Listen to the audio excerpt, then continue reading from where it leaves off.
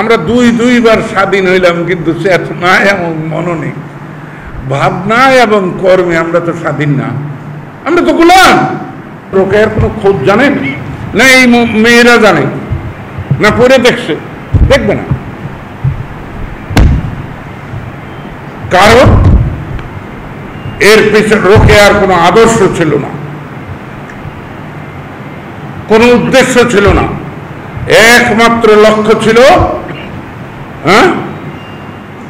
যে তার স্বামী সাকওয়াতকে তিনি অমর করে রাখবেন। অমর করে রাখতে চাইলে অমর করা যায়।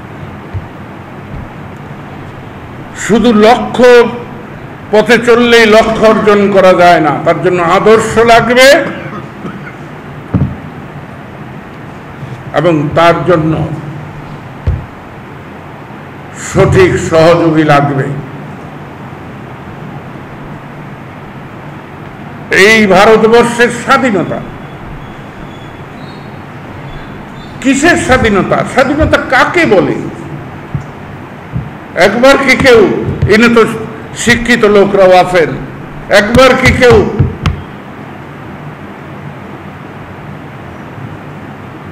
অভিধান খুলে দেখেছেন?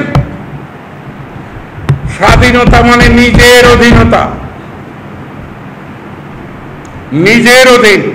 নিজের অধীন। সরকারি কর্মচারীরা কোনো মতে প্রধান অতিথি, এই যে ক্রেস্ট, ইংলিশ সব উপনিবেশিক সাম্রাজ্যবাদী ভাবনা। আমরা দুইবার স্বাধীন হইলাম, কিন্তু চেতনায় এবং মননে, ভাবনায় এবং কর্মে আমরা তো স্বাধীন না, আমরা তো গোলাম। আর গোলাম হবো না কেন? আমাদের যে শিক্ষা, এই শিক্ষা তো গোলামের শিক্ষা, প্রধানতর শিক্ষা।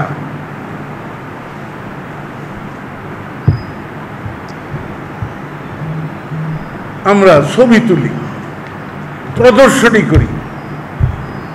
প্রদর্শনী কয়দিন? আজকে আমার প্রদর্শনী হবো, কালকে আরেকজনের প্রদর্শনী হবো। হ্যাঁ, তখন আমি কোথায় থাকবো? কিন্তু যদি কার্যকর কিছু করা যায় তাহলে কিন্তু সেটা, আপনাদেরকে কি বিরক্ত করতেছি নাকি? হ্যাঁ, বুড়ো হয়ে গেছি তো, পেশাল পাড়াটা স্বভাব হয়ে গেছে, তাই না? তবে আপনারাও যা মাল।